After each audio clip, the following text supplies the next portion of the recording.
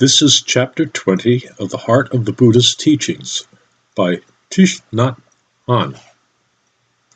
Chapter 20 is entitled The Three Bodies of Buddha. It is natural for human beings to want to personify qualities like love, freedom, and understanding. It was in this spirit that the Buddha came to be represented as having three bodies. Dharmakaya, the source of enlightenment and happiness. Sambhogakaya, the body of bliss or enjoyment. And Dharmakaya, the historical embodiment of the Buddha viewed as one of the many transformation bodies sent forth by the Dharmakaya. Kaya means body. When he was about to pass, the Buddha told his disciples, "Dear friends, my physical body will not be here tomorrow, but my teaching body, Dharmakaya, will always be with you. Consider it to be the teacher who never leaves you. Be islands unto yourselves and take refuge in the Dharma. Use the Dharma as your lamp, your island." The Buddha meant that in order to have nirvana available to us in every moment, we have to practice the Dharma, the way of understanding and love. This is the birth of Dharmakaya, the body of the teaching, the body of the way, the source of enlightenment and happiness.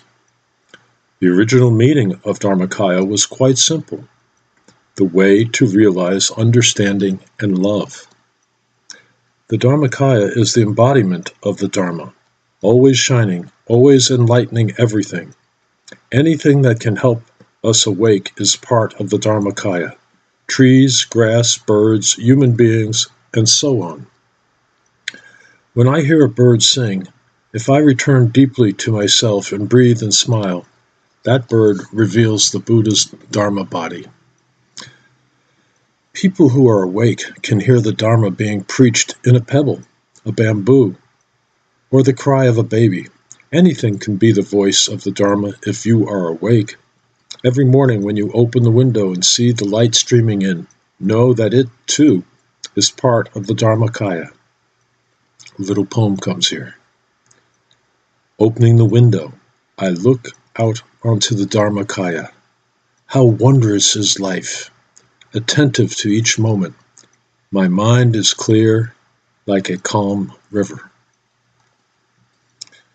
The living Dharma is not just a library of sutra books or audio or video cassettes of inspiring Dharma talks.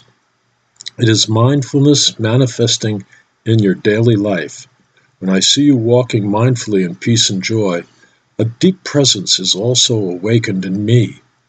When you walk like this, the sun of the Dharmakaya in both of us shines brightly. When you take good care of yourself, your brothers, and your sisters, I recognize the living Dharma. When you are really there, the Dharmakaya is easy to touch.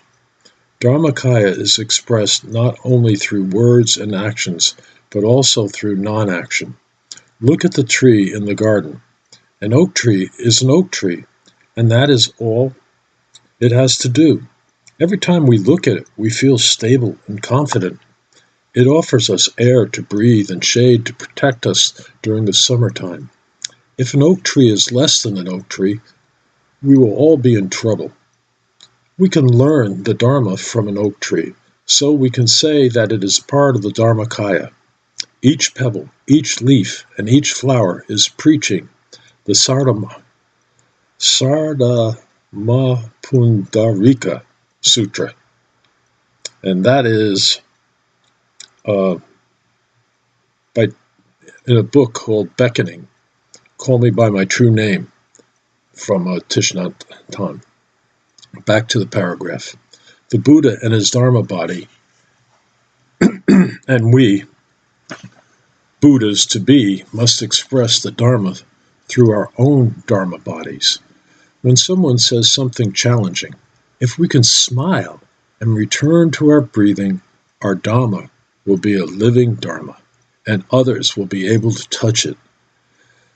Sometimes, through non-action, we can help more than if we do a lot. Like a calm person on a small boat during a storm.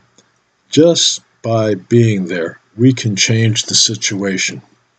The Dharma body is the Buddha that is everlasting. Mahayana Buddhists later began to call the Dharmakaya Vairochana, the ontological Buddha, the soul of the Buddha, the spirit of the Buddha, the true Buddha, the ground of all being, the ground of enlightenment. Finally, Dharmakaya became equivalent to suchness, nirvana, and Tathagata Garbha, the womb of the Tathagata. This is a natural development, but we spend too much time talking about these things. But if we spend too much time talking about these things, it will be less valuable than learning how to touch our own Dharma body through dwelling in peace and mindfulness. When you touch the Dharmakaya, you touch the Buddha. The Buddha said very clearly that his Dharma body is even more important than his physical body. For his Dharmakaya to continue, the Buddha relies on us, on our practice. The Sambhogakaya is the Buddha's body of bliss, enjoyment, celebration, results, or rewards. Because the Buddha practices deeply, he experiences boundless peace, joy, and happiness. And Sambhogakaya is the fruit of his practice. When we practice mindfulness, we too can enjoy this fruit. Breathing in and looking at the blue sky, drinking our tea in mindfulness, we can feel happy just being alive. This is our body of enjoyment. Sambhogakaya. I once read a story about a Christian man whose faith in God was not firm. He was hunting in the jungles of Africa when he lost his way. After some time, still lost, he decided to pray for help. But because his faith was weak, he prayed weakly. God, if you exist, please come and save me now. As soon as he finished speaking, an African man appeared. The man showed him the way to a village, and he was saved. But then he wrote in his diary, I called upon God, but only a Negro appeared. In fact, the man who saved him was God himself. But because he was ignorant, he failed to see that. We can say that the man who saved him was the Sambhogakaya, Buddha. Buddha and God appear in many forms. The Buddha is not only in the cloud, he is in our hearts and in the hearts of many others. Every time we touch something beautiful, in harmony and in peace, we touch the Sambhogakaya Buddha. This is called self-enjoyment. When we feel happy and peaceful, our happiness and peace radiate around us, and others can enjoy it as well. This is called the enjoyment of others of our body of bliss. When we do this, many Sambhogakaya are born into the world. Each of us has the capacity to bring joy to others and to help relieve them of their suffering. If we know how to cultivate the seeds of awakening within ourselves, like the Dharmakaya, the Sambhogakaya body of the Buddha is available if we know how to touch it. Shakyamuni, the historical Buddha, is the Dharmakaya, a beam of light sent into the world by the sun of the Dharmakaya to help relieve the suffering of living beings.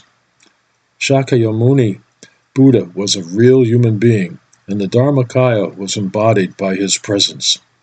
The living Buddha is still available to us as an embodiment, as a ray of the sun of the Dharmakaya.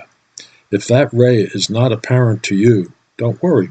There are many other rays or transformation bodies expounding the dharmas, the trees, the birds, the violet bamboo, and the yellow chrysanthemum. Shakyamuni is just one of these transformation bodies. You can be in touch with the Dharmakaya through him or through any of these others. Each of us has three bodies, a Dharma body, an enjoyment body, and a physical body. Please discover your own Dharma body, your own body of bliss and your own body of transformation. These bodies are deep within you. It is only a matter of discovery.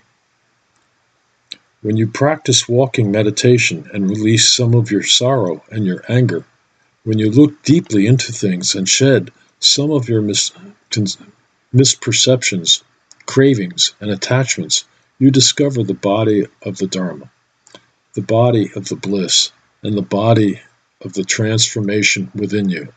When you touch these three bodies of yourself and of the Buddha, you will suffer less. The Dharmakaya, Sambhogakaya, and Dharmakaya are available. Allow yourself to be struck by the beams of light emanated by the Buddha and to be transformed. When we know how to discover the seeds of enlightenment within ourselves, we realize our capacity to transform many others as well. The Buddha depends on us to live mindfully, to enjoy the practice and to transform ourselves so we can share the body of the Dharma with many other living beings. And that is the end of chapter 20.